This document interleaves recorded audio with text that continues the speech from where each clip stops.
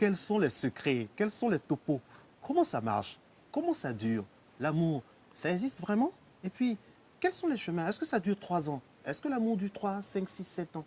Est-ce que l'amour est plus au féminin ou au masculin? En tout cas, on espère pour lui et pour nous tous qu'il a les réponses. Joe Frédéric Zabi, bonne fête de Saint-Valentin. Bonjour Marco, Qu'est-ce qu'on peut souhaiter à un spécialiste de l'amour le jour de la Saint-Valentin? L'amour, rien que l'amour. Alors, première question, l'amour, comment ça marche? Et puis, dites-nous, comment on sait qu'on est amoureux? D'abord, je dis bonjour à toute la Côte d'Ivoire, à tous ceux qui sont amoureux, à tous ceux qui ont envie d'être amoureux, à tous ceux qui attendent leur amoureux ou leur amoureuse. Il faut savoir qu'il y a des signes physiques qui indiquent qu'on est amoureux. Ces signes physiques-là cheminent plusieurs ordres en fait. Ça peut partir d'une tachycardie, c'est-à-dire un affolement du rythme cardiaque. Ça peut partir également d'une envolée de la tension artérielle qui fait qu'on sent qu'on n'est pas très à l'aise. Ça peut entraîner une hypersudation ou une hyposudation selon. Ça peut être exprimé aussi par le fait qu'on a des membres qui tremblent, qui flanchent un peu quand on voit l'objet de notre amour. Et donc il y a ces signes physiques-là qui indiquent qu'on est en train de tomber amoureux. Ça c'est épisodique, c'est circonscrit dans le temps. Et avec le temps, il y a des signes qui durent beaucoup plus longtemps. C'est-à-dire que ce sont des signes d'une addiction psychologique. Addiction à l'être qu'on aime, qui fait que quand il n'est pas là, on ressent son absence, qui fait que quand il nous parle, ça n'a pas le même impact que quand c'est les autres qui parlent, qui fait que tout ce qu'il nous dit est pris d'une façon particulière. Ça, ce sont des signes dans la durée qu'on peut apprécier. Donc, je peux dire qu'il y a deux groupes de signes. Le premier groupe, c'est physique et l'autre groupe, c'est psychologico-psychique. Et dans tout ce méli-mélo, on va dire, de manifestation de l'amour, on a un point très important, à savoir le coup de foudre. Lui, comment il pourrait se définir? Le coup de foudre, c'est le sentiment qu'on ressent dans l'instant.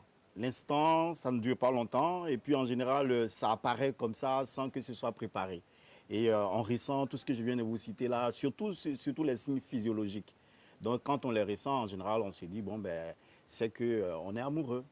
Voilà, on voit quelqu'un, il y a une attirance physique, la personne a son physique qui nous attire, ou bien son apparence qui nous attire. On ressent pas mal de signes d'ordre physiologique qui peuvent s'observer. Et puis, on s'est dit, waouh, ça, c'est celui qu'il me faut. Voilà, on peut définir le coup de foudre de cette façon-là, de façon très simplifiée en tout cas.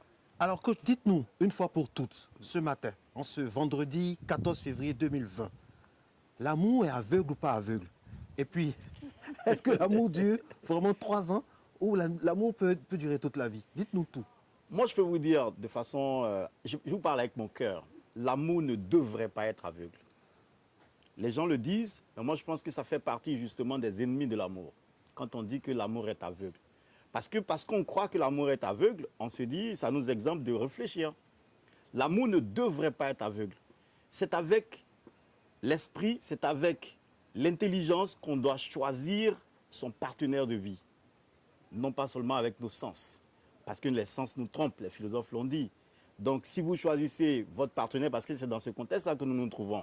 Si on se trouve dans un contexte de vie amoureuse, de vie avec quelqu'un pour la vie, on ne doit pas le choisir sur une base instinctuelle. On doit le choisir sur des bases raisonnées. Et qu'est-ce à dire concrètement? Comment on s'oriente pour faire le choix de la raison? D'abord, il y a l'attirance physique.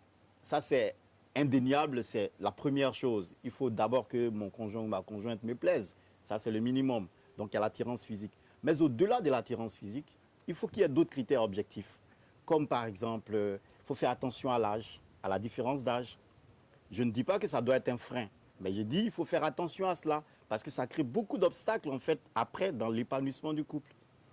Parce qu'une trop grande différence d'âge, par exemple, va faire qu'on n'aura pas les mêmes visions de vie. Quand, par exemple, le ou la partenaire est dans des choses qui ne sont pas essentielles pour l'autre partenaire, ça crée problème. Pendant que ma femme, par exemple, souhaite qu'on nous voyagions autour du monde pour nous amuser, peut-être que moi, étant proche de la retraite, je suis en train de tout convertir en paquet de ciment et lui demander qu'on reste plutôt concentré sur nos objectifs de vie. Ça peut être des obstacles. Il faut faire attention, par exemple, à la religion. Je ne vais pas aller dans beaucoup de détails, mais c'est important. parce que la différence de religion peut entraîner beaucoup de problèmes dans les couples. Il faut faire attention au niveau d'études, il faut faire attention aux classes sociales. Je ne dis pas, je le répète, que ce sont des obstacles. Je dis qu'il faut y faire attention. Quand on fait attention, quand on sait que cet élément particulier est susceptible de m'entraîner dans des crises, je m'y prépare, je me forme pour que j'ai les outils pour affronter éventuellement les écueils que je pourrais rencontrer. C'est ce que je peux dire à ces niveaux-là. Alors, coach, c'est bien dit, c'est bien expliqué, mais est-ce qu'on est obligé forcément de souffrir en amour? Vous parlez comme les Ivoiriens, est-ce que l'amour est forcément goumé compatible? Pas du tout. Ça ne devrait pas l'être. Pas du tout, ça ne devrait pas. L'amour, si vous voulez, c'est quelque chose de fantastique qu'on devrait expérimenter au quotidien. Mais il faut savoir que c'est vrai. Ce n'est pas une eau tranquille qui coule sans écueil. Non, il y a des vents impétueux qui peuvent se soulever de temps en temps. Il y a des tempêtes, il y a même des bourrasques qui peuvent amener le bateau à chavirer et faire naufrage. C'est possible. Mais il faut savoir que l'amour, son but, c'est de rendre l'autre heureux. Bien entendu, l'autre a appris à être heureux seul. Avant de s'engager dans une relation d'amour, ça c'est l'erreur que les gens commettent, il faut apprendre à être heureux tout seul, à créer les conditions de son bonheur seul. De sorte que quand je rentre dans l'amour, dans un contexte d'amour, je sais que j'ai les moyens de me rendre heureux. Donc, je ne crée pas de lien de dépendance avec l'autre. Et donc, quand je suis avec lui, tout mon but, c'est de pouvoir créer les conditions également de son bonheur. Et si tous les deux nous avons compris cela, lui, il fera des efforts pour me faire plaisir et moi également. Donc, si on est en train de faire ces efforts-là pour se faire plaisir de façon continuelle, il n'y a pas de raison qu'on ait des pleurs. Ça peut arriver, mais si on est bien préparé à ces choses-là, on devrait pouvoir surmonter cela. Et pour le surmonter, il y a beaucoup de compétences qu'on a besoin d'acquérir. Compétences, par exemple, en termes de communication dans le couple, en termes de gestion de ses émotions. Parce que si on ne sait pas gérer, par exemple, ses émotions, très très vite, ce sont des crises à n'en point finir. Il faut apprendre, par exemple, je le dirais encore, à faire l'amour. Parce que ça, c'est un aspect essentiel qui est dans le couple. Il faut, par exemple, apprendre également à gérer ses loisirs ensemble, à gérer l'argent ensemble, à gérer l'éducation des enfants ensemble. Ce sont des points sur lesquels on doit pouvoir se former. Qui veut aller à un voyage, qui veut réussir son voyage est obligé de le préparer. Quand vous ne le préparez pas, vous attendez à avoir les premières difficultés dès l'entame. C'est ce qui amène les gens à dire que, par exemple, l'amour ne dure pas longtemps, que ça dure 3 ans. Mais ce n'est pas vrai. Ça dure 3 ans pour ceux qui ne sont pas préparés.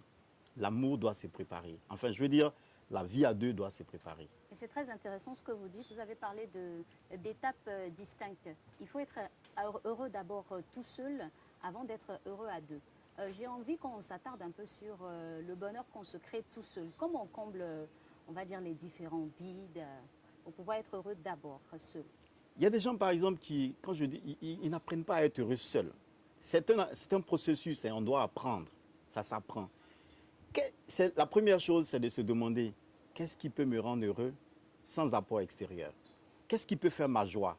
Ça peut être un bouquin, ça peut être un voyage sur cette plage-là, me lever tout seul, venir ici, faire des choses seul, et puis je sais que je suis heureux. En ce moment-ci, si je rentre dans un couple, ma joie ne dépendra pas de mon partenaire ou de ma partenaire. J'apprends à être heureux sans argent. De sorte que quand je suis dans un couple, s'il y a de l'argent, je suis heureux. S'il n'y en a pas aussi, je suis heureux. Parce que j'ai appris à être heureux sans argent. J'ai appris à être heureux avec l'argent. Si je n'ai pas d'enfant, ça ne me dira rien parce que j'ai appris à apprécier la vie sans enfant. Du coup, quand on a appris toutes ces choses et qu'on se met dans un couple, les choses deviennent faciles. Mais quand on n'apprend pas ça, je l'ai dit, on crée des liens de dépendance. Un monsieur vient, il dit, bon d'accord, je peux satisfaire à tous tes besoins. On se lance, on est dedans. Du coup, quand ce monsieur-là ne nous donne plus d'argent, on a des problèmes. On se dit, bon, moi, ma joie ne peut pas être totale si je n'ai pas d'enfant. Et puis quand on rentre dans le foyer, comme il se trouve qu'il n'y a pas d'usine de fabrication d'enfants, si Dieu fait qu'on n'en a pas, on est malheureux parce qu'on n'a pas appris à être heureux sans enfant. Il faut apprendre à créer les conditions de son bonheur seul. J'exhorte chacun et chacune à cet exercice. C'est un essentiel, c'est un primordial pour la réussite de la vie de couple. Vous ne pouvez pas prétendre aller donner si vous n'avez pas. Ce que vous donnez, c'est ce que vous avez. Vous bonifiez ce que vous avez et vous le donnez. Donc, si je dois donner de la joie, il faut que moi-même j'ai de la joie en moi. Il faut que j'apprenne à créer la joie en moi. Si j'ai appris ça, j'ajoute les ingrédients qu'il faut à ma joie pour rendre mon partenaire ou ma partenaire dans la joie également, pour l'emmener dans la joie. Donc, c'est essentiel. C'est essentiel. Ok. Récemment, coach, vous avez créé vraiment la tourmente sur les réseaux sociaux en disant que les hommes, la plupart des hommes ne savent pas faire l'amour. Oui, la plupart. Heureusement que vous avez dit que Marco n'était pas dedans. Alors, la question que je vous pose, très cher coach, c'est que est-ce que les hommes chez nous, en Afrique, savent aimer? Je ne parle pas de l'acte de faire l'amour. Est-ce qu'ils savent draguer, comme on dit en ancien temps, est-ce qu'ils savent Faire la compter, cour. compter fleurettes, Ben oui. faire la cour, dire des choses à une femme? Est-ce que les Ivoiriens, pour être plus précis, savent aimer? Il faut distinguer deux choses. Il faut distinguer les Ivoiriens d'une certaine époque et les Ivoiriens d'aujourd'hui. Et il ne faut pas stigmatiser. Pourquoi je dis cela? Parce que quand on se retrouve dans un contexte de l'Afrique, avant les indépendances, nos parents, ils avaient leur façon à eux d'aimer, de compter fleurettes justement. Ils savaient comment draguer une femme à leur façon, qui n'est pas forcément la façon occidentale, mais ils avaient leur façon à eux de draguer, de faire la cour. Ils avaient leur façon à eux d'exprimer leur amour. Par exemple, ça pouvait être des rencontres au bord d'un marigot, ça pouvait être des rencontres au bord d'une rivière, ça pouvait être des rencontres dans un champ, ça pouvait être des rencontres au clair de lune, où l'amoureux et son amoureuse se rencontrent. Sous la bas, pas là. Pas forcément, mais ça peut être des rencontres avec des amis, etc. Ils avaient leur façon à eux qui tenait compte de l'environnement dans lequel ils évoluaient. Nous sommes dans un contexte différent. Aujourd'hui, nous sommes à mi-cheval entre une culture africaine que nous voulons abandonner, que nous sommes en train d'abandonner, malgré nous, et nous sommes également dans une autre culture occidentale que nous ne maîtrisons pas du tout. Du coup, nous avons un genre de personnages, un genre de personnes particuliers que nous avons dans nos différents pays ici, où les gens font les choses de façon approximative, en croyant être dans le vrai. Vous verrez aujourd'hui, dans le contexte des années 2020, rarement les jeunes se draguent. On va en boîte de nuit, on se fait connaissance, les premiers messages échangés, on passe à l'acte sexuel. On ne se connaît même pas. On ne peut même pas dire à quelqu'un, bon ben, tu me plais, comme avant on le faisait. Moi, quand j'étais à l'école, au collège, Marco, on écrivait des lettres. Dans mon contexte, on écrivait des lettres à l'objet de notre amour. Et je me rappelle bien, la première fille que moi j'ai draguée par courrier, je lui ai envoyé le courrier et puis elle m'a dit, bon, viens chercher la réponse dans 2 semaines. 2 semaines après, je me suis habillé, parfumé, je suis venu avec mes amis et elle m'a dit, oh, je souhaite qu'on soit juste des camarades. Le premier gourmet du coach. Voilà, mais il a fallu de la persévérance, de la perspicacité pour que finalement j'arrive à mes fins. Il faut se donner la peine de draguer. Ce que les jeunes d'aujourd'hui ne savent pas faire. Ça, je le dis par expérience. Comment draguer, coach? Comment on drague? Regardez une jolie femme comme ça, je vais vers elle. Elle est mariée, hein, Ah oui, voilà, elle est mariée, on ne peut plus la draguer. Une jolie femme de ce genre, comment on la drague? Comment on fait? Pour voir ça, regardez les animaux. Et j'ai envie de me lever pour vous montrer. Ben, allez-y. Regardez un coq quand il est en train de tourner autour de la poule. Ah, mais si on voit tous les hommes d'Abidjan en train de faire ça, C'est une façon imagée de ça va parler. être très spécial. Hein? C'est une façon imagée de parler. C'est une façon de dire qu'on On doit l'avait compris. tourner autour Oui. de l'objet de notre amour. C'est un jeu de séduction. Un jeu de séduction. On doit tourner autour. On peut aller directement, mais on Non, tourne vous restez autour. là. Vous restez là. Bien On là. tourne autour exprès. On tourne autour pour faire languir. On tourne autour pour donner du plaisir avant le plaisir. C'est très important. Donner du plaisir sans forcément que ce soit par le sexe. Donner du plaisir, prendre plaisir à être avec quelqu'un. Passer du bon temps en sa présence. Faire chemin ensemble. Se parler à n'en point finir. Je ne sais pas moi, organiser des activités ensemble. C'est des choses qu'on n'apprend pas à faire. Et quand on se retrouve dans un contexte de couple, on a envie de faire soudain. On a envie d'avoir des loisirs ensemble alors qu'on n'a pas appris à faire ça au préalable. On a envie d'être là, de parler alors qu'on n'a pas appris à faire ça ensemble avant de nous rencontrer. On n'a pas appris à draguer. Et maintenant, ce qu'on n'a pas appris à faire, on veut le faire dans le couple. Ça ne marche pas. Je vous assure que dans un contexte de cabinet, au quotidien, les problèmes que les gens ont, que les couples ont, ça tourne autour du fait qu'ils n'ont pas appris à être heureux seuls avant, ils n'ont pas appris à se draguer avant, Et puis, dans le couple, bon, mais c'est qu'on n'a pas appris hier, on veut le faire aujourd'hui. Là, tout le problème. Justement, coach, de tout ce que vous nous dites ce matin, hein, ce qui ressort, c'est le manque, on va dire, d'apprentissage au partage. Absolument. Apprentissage au partage, vous avez dit le mot. L'amour, c'est un partage. Partage de quoi? Partage d'émotions, partage de sentiments, partage de verbes, partage d'actions, partage de sensations, partage d'expériences, partage de tout. Malheureusement, nous avons affaire à des gens qui sont hyper égoïstes en amour aujourd'hui. Ils ne pensent qu'à eux, à leur plaisir, à leur bonheur, égoïste. Quand je le dis, je ne le dis pas pour stigmatiser, je ne le dis pas pour injurier, je le dis parce que c'est la vérité. Je le dis, c'est vrai que tout le monde n'est pas comme ça c'est évident. Il y a une bonne catégorie en tout cas de gens qui ne pensent qu'à leur plaisir. Et comment ça se voit? C'est l'utilisation du terme « je », mon, ma, mon plaisir, ma maison, ma femme, mon chien, mon ceci, mon. On ramène tout à soi. Quand on est dans un contexte de couple, on ne doit pas parler de mon, on doit parler de notre. On doit s'associer à l'autre pour faire les choses ensemble.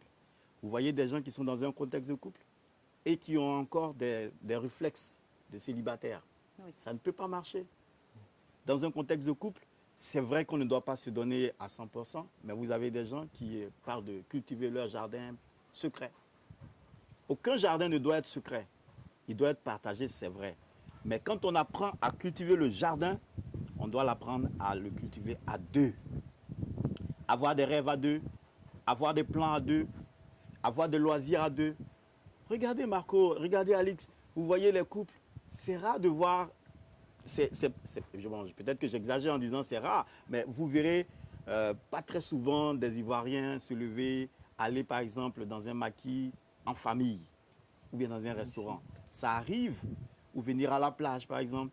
Il préfère venir avec sa maîtresse plutôt que de venir avec ses enfants et sa femme par exemple. Ça, c'est des choses qui sont courantes, on le voit tous les jours. Mais c'est vrai, pour y arriver, il y a un chemin qui a été parcouru. Comme je le disais, on n'a pas appris à gérer ces choses-là avant, donc c'est normal que ça soit comme ça.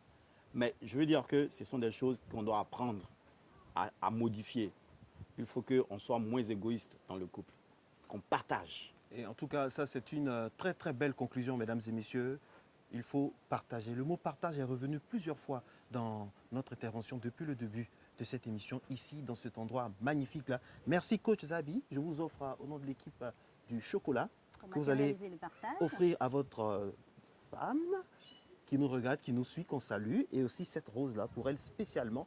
C'est à vous qu'elle est destinée, madame Zabi. Donc voilà. Merci beaucoup Marco. Merci à vous. Alix. Et ça, c'est le chocolat de ma très chère Alix. C'est pour vous. Et c'est gentil. Et encore une deuxième rose après celle du début. Ça vous fait gentil. 2 roses pour vous seul. Et moi aussi, j'ai quelque chose pour vous. Regardez. Oh Qu'est-ce que c'est? Oh là là, oh là là. Et ainsi, je suis ému. Aïe oh. Ému, très ému. Matin bonheur, spécial Saint-Valentin. Est-ce qu'on s'est assez dit je t'aime ce matin? Oui. On Et on s'aime. le redit encore. On vous aime.